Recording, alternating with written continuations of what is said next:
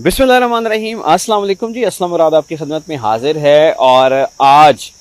इस पीडीएम की हुकूमत के ख़िलाफ़ बहुत बड़ी खबर मेरे पास मौजूद है जो मैंने आपके साथ शेयर करनी है। बिलावल भुट्टो जरदारी जो पीडीएम के एक अहम साथी थे, वज़ीर ख़ारजा पाकिस्तान के, वो शहबाज शरीफ की हुकूमत के ख़िलाफ़ जो है वो खुलकर मैदान में आ गए हैं और उन्होंने पीडीएम की पीठ में वो छुरा घोंपा है कि जो मुद्दतों याद रखा जाएगा। शहबाज शरीफ के खिलाफ बिलावल भुट्टो जरदारी ने क्या स्टेटमेंट दी, क्या कहा, ये मैंने आपके साथ इसी व्लॉग में शेयर करना है। लेकिन दूसरी जानिब हुकूमत खुद टूट फूट का शिकार है और हुकूमत का एक बहुत बड़ा इत्तेहादी जो है उन्होंने कहा है जी कि असम्बलियाँ जो हैं वो वक्त से पहले तोड़ी जाएँ ताकि आम इंतखाबात हो जाए। यानी हुकूमत के अपने जो 13 जमातें हैं, शराजा बिखरने लग पड़ा है, लोग स्टेटमेंट्स देने लग पड़े हैं, लोग बातें करने लग पड़े हैं। ये मैंने आपके साथ इसी व्लॉग में शुरू करना है, लेकिन इससे पहले आपको इनसे भी बड़ी खबर देता चलूँ कि एतजाज़ एहसन और लतीफ़ खोसा किस मिशन पर हैं और क्या वजह है कि लतीफ़ खोसा के घर पर फायरिंग हुई और ये एतजाज़ एहसन और लतीफ़ खोसा जो है इनका ख़ास मिशन क्या है और क्या इन्हें मिशन में कामयाबी होगी, ये मैंने आपके साथ इसी व्लॉग में शेयर करना है।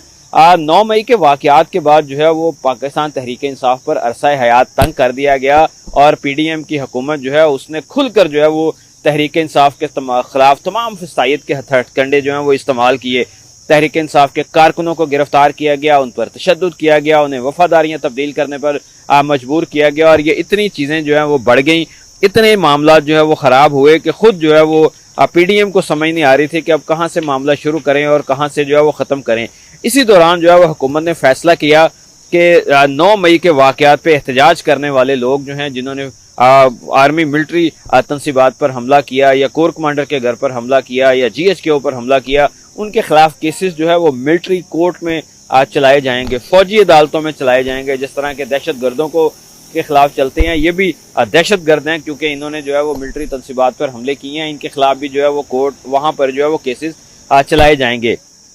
ये तमाम मामला जो है वो सामने थे, फौजी अदालतों को केसेस भी ट्रांसफ़र होने शुरू हो गए। मियां महमूद रशीद जो पंजाब के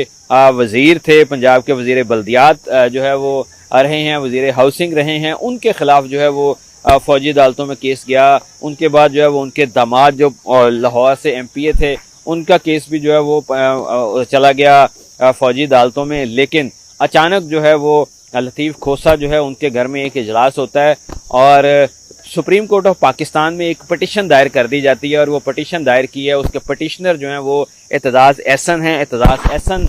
जो है वो पटिशन दायर करते हैं, जबकि दूसरी जानिब लतीफ़ खोसा, सेनेटर लतीफ़ खोसा और दूसरी जानिब सलमान अकरम राजा जो बहुत बड़े वकला हैं सुप्रीम कोर्ट ऑफ पाकिस्तान के और जजेस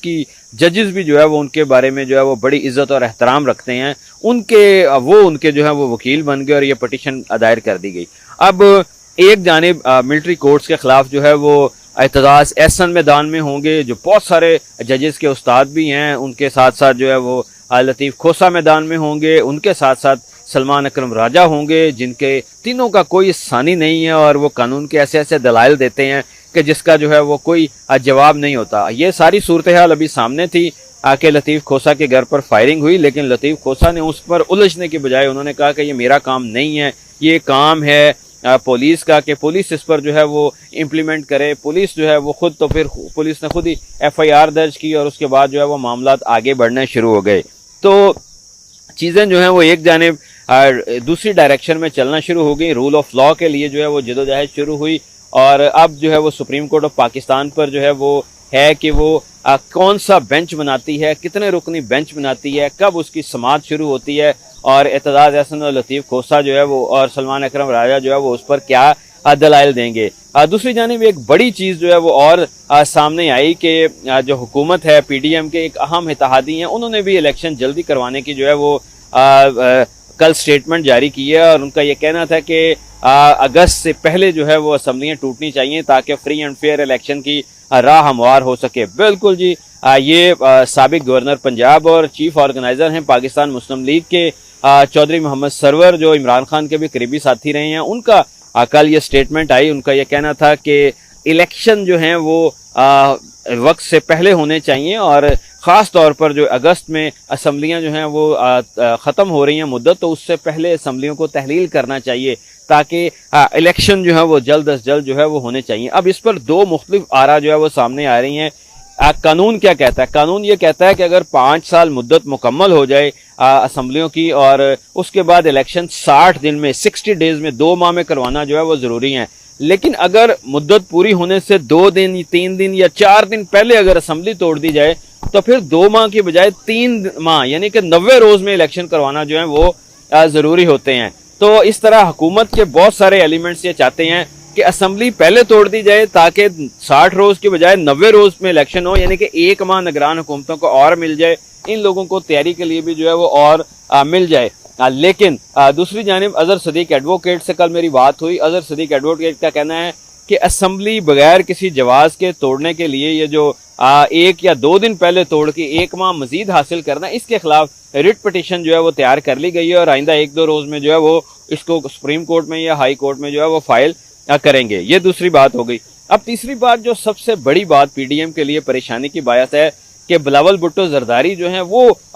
खुलकर मैदान में आ गए और उन्होंने धमकी दी है कि बजट पास नहीं होने दिया जाएगा। आप अंदाजा करें कि पाकिस्तान के वजीर खजाना खारजा हों और पाकिस्तान पीपल्स पार्टी हुकूमत की अहम इत्तेहादी हो और उनके चेयरमैन जो है वो स्टेटमेंट दें कि बजट पास नहीं होने दिया जाएगा क्योंकि हुकूमत ने वादे नहीं किए। मैं पहले दिन से ये कह रहा हूँ कि पाकिस्तान मुस्लिम लीग नून और पाकिस्तान पीपल्स पार्टी का गैर फितरी इत्तेहाद जो है वो चल रहा है। पहले आसिफ अली जरदारी को जो उनके अरकान असम्बली है उन्होंने शिकायत की कि 1-1 अरब रुपए के फंड्स जो हैं वो मुस्लिम लीग नून के अरकान असम्बली को दिए गए हैं, लेकिन इत्तेहादी होने के बावजूद पीपल्स पार्टी को ये फंड जो है वो नहीं दिए गए, जिसकी वजह से मामला जो है वो पॉइंट ऑफ नो रिटर्न की तरफ जो है वो जा रहे हैं। इस पर आसिफ अली जरदारी नाराज हुए और वो नाराज होकर जो है वो दुबई चले गए। बाद में उनकी आंख का वहां पर ऑपरेशन भी हुआ और वो जो है वो इस वक्त सेहत याबी के अमल में गुजर रहे हैं और ईद उल अजहा के बाद जो है वो वापस कराची आएंगे और वहां से वो लाहौर भी आएंगे। लेकिन जो दराड़ है पीडीएम में वो अब आहिस्ता आहिस्ता गहरी होती जा रही है। कल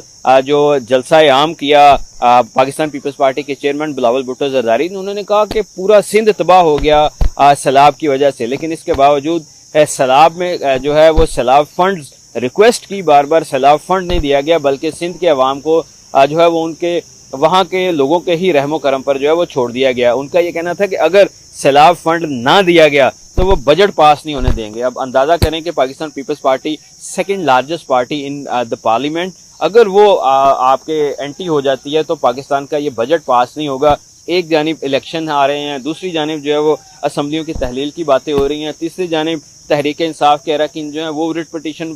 फाइल की हुई है कि उनकी रुकनीत बहाल की जाए, चौथी जानिब अगर ये पीपल्स पार्टी और मुस्लिम लीग नून आपस में लड़ पड़ती हैं तो एक बड़ा क्राइसिस जो है वो सामने आएगा जिससे निमटना जो है वो आसान नहीं होगा। तो पीडीएम इस वक्त टूट फूट का शिकार है। अब तहरीक इंसाफ जो है वो बिल्कुल उसको जो है वो खुटे लाइन लगा दिया गया है, लेकिन खुद हुकूमत के लोग जो है वो भी अब आपस में जो है वो लड़ने पर तैयार हैं। और मैंने जो पैसे बात की कि एक ऐसा वक्त आएगा कि जब इलेक्शन होंगे तो मुस्लिम लीग नून और पीपल्स पार्टी एक दूसरे के आमने सामने खड़ी होंगी, क्योंकि ये गैर फितरी इत्तेहाद जो है वो ज़्यादा देर नहीं चल सकता। तो आज जो है वो मुस्लिम लीग नून और पीपल्स पार्टी एक दूसरे के आमने सामने खड़े हैं। आज